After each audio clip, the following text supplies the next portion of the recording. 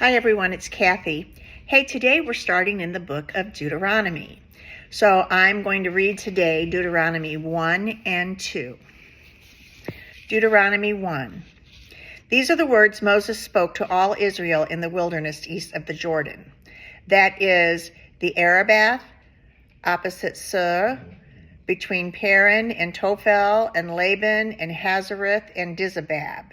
It takes 11 days to go from Horbab to Kadesh Barnea by Mount Seir road. In the 40th year, on the first day of the 11th month, Moses proclaimed to the Israelites all that the Lord had commanded him concerning them.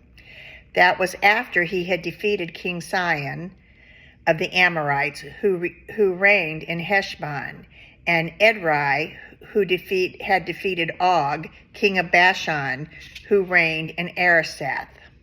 East of the Jordan, in the territory of Moab, Moses began to expound this law, saying, "The Lord our God said to us at Horeb, 'You have stayed long enough at this mountain.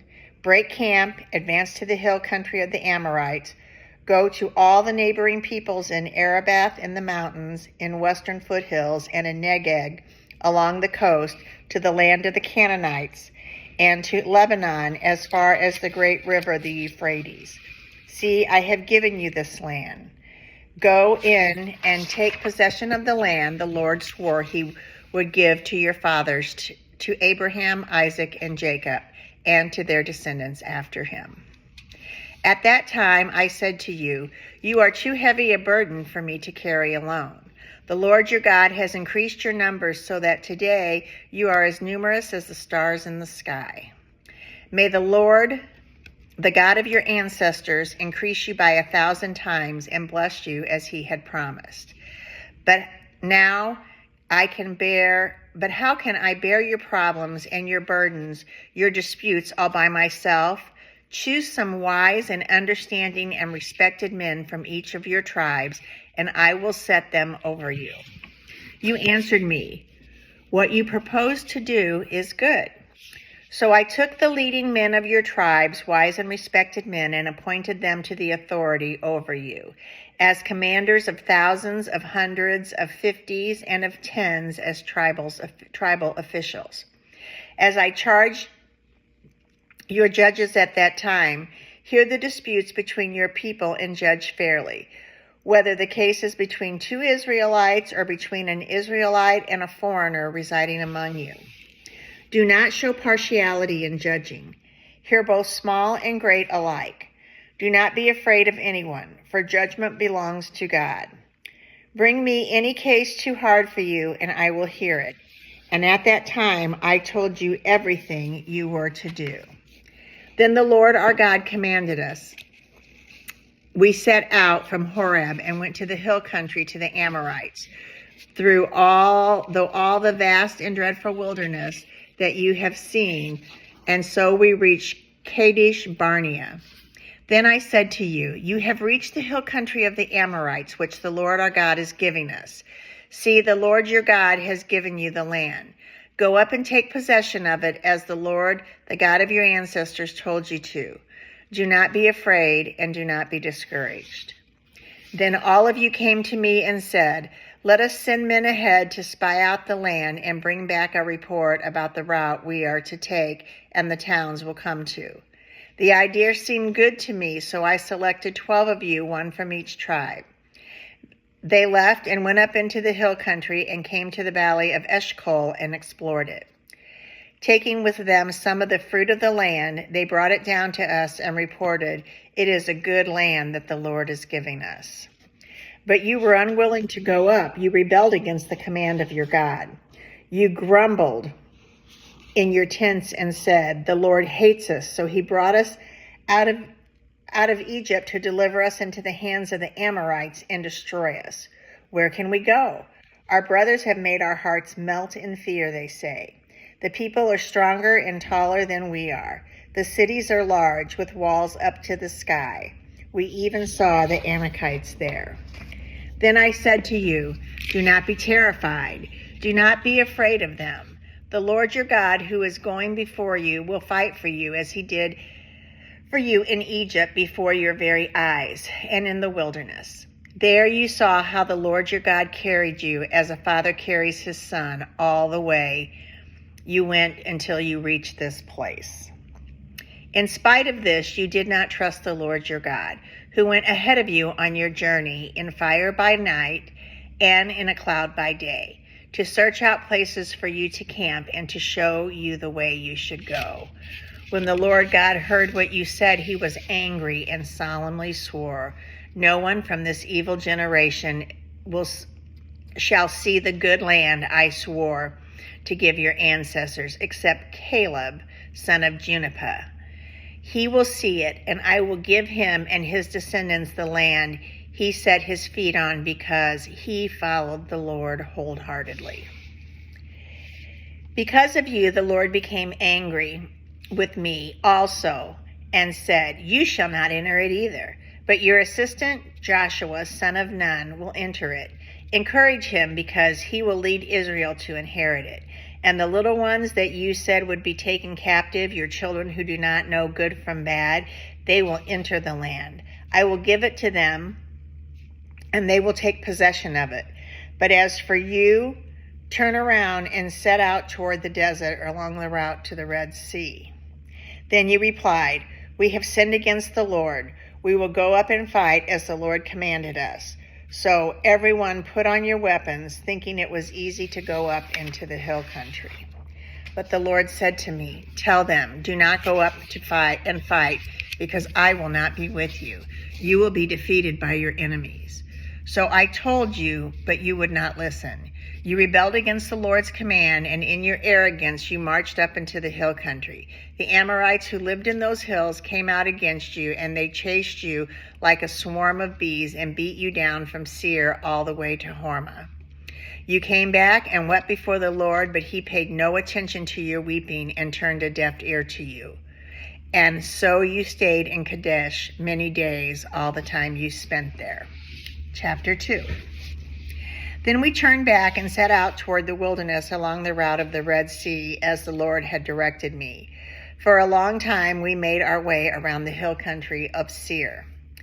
The Lord said to me, "You have made your way around this hill country long enough. Now turn north. Give the people these orders. You are about to pass through the territory of your relatives and descendants of Esau, who live in Seir. They will be afraid of you, but be very careful. Do not provoke them to war, for I will not give any of you any of their land, not even enough to put your foot on. I have given Esau the hill country of Seir as his own. You are to pay him in silver for the food you eat and the water you drink. The Lord your God has blessed you in all the work of your hands. He watched over your journey through the vast wilderness. These 40 years the Lord your God has been with you, and you have not lacked anything. So we went on past our relatives, the descendants of Esau, who live in Seir. We turned to the Arabah road, which comes up from Elath to the Ezron Gerber, and traveled along the desert road of Moab. Then the Lord said to me, "Do not harass the Moabites or provoke them to war, for I did not give you any part of their land. I have given Ir to the descendants of Lot as a possession." The Emites used to live there, a people strong and numerous and as tall as the Anakites. Like the Anakites, they too were considered Rephites, but the Moabites called them Emites. Hortites used to live in Seir, but the descendants of Esau drove them out. They destroyed the Horites before them and settled in their place, just as Israel did in the land the Lord gave them as their possession. And the Lord said, "Now get up and cross the Zered Valley." So we crossed the valley. 38 years passed from the time we left Kadesh Barnea until we crossed the Zered Valley. By then, that entire generation of fighting men had perished from the camp, as the Lord had sworn to them. The Lord's hand was against them until they had completely eliminated them from the camp.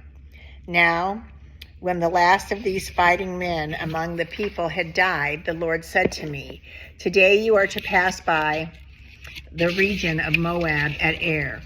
When you come to the Amorites, do not harass them or provoke them to war, for I will not give you possession of any land belonging to the Amorites. I have given it as a possession to the descendants of Lot. That too was considered a land of the Rephites, who used to live there, but the Amorites called them Zamorites. They were a people strong and numerous and as tall as the Anakites. The Lord destroyed them before the Amorites, who drove them out and settled in their place. The Lord had done the same for the descendants of Esau, who lived in Seir, when he destroyed the Horites before them. They drove them out and have lived in their place to this day. And as for the Avites, who lived in the villages of Gaza, and Kathites coming out from Captor, destroyed them and settled in their place. Set out now across from the Aran Gorge. See, I have given you your hand, Sihon the Amorite, king of Heshbon, and his country. Begin to take possession of it and engage him in battle. This very day I will begin to put the terror and fear of you on all nations under heaven. They will hear reports of you and will tremble and be in anguish because of you. From the desert of Kedemoth I sent messengers to Sihon, king of Heshbon, offering peace and saying, let us pass through your country. We will stay on the main road and not turn aside to the right or to the left. Sell us food and water to drink for their price in silver. Let us pass through on foot as the descendants of Esau who live in Seir and the Moabites who live in Ar did for us until we cross the Jordan into the land the Lord our God is giving us. But Sihon, king of the Heshbon, refused to let them pass through. For the Lord your God had made his spirit stubborn and his heart obstinate in order to give him into your hands as he has now done. The Lord said to me, see, I have begun to deliver Sihon and his country over to you. Now begin to conquer and possess the land. When Sihon and all his army came out to meet us in battle at Jahaz, the Lord our God delivered him over to us, and we struck him down, together with his sons and his whole army. At that time we took all his towns and completely destroyed them, men, women, and children. We left no survivors. But the livestock and the plunder from the towns we had captured we carried off for ourselves. From Arar on the rim of the Aran Gorge, and from the town in the gorge, even as far as Gilead, not one town was too strong for us. The Lord our God gave us all of them. But in accordance with the command of the Lord our God, you did not encroach on any of the land of the Amorites, neither the land along the course of the Jabbok, nor around the towns in the hills. Thank you for listening. I apologize for my mispronunciations, and I hope you have a blessed day. Thank you.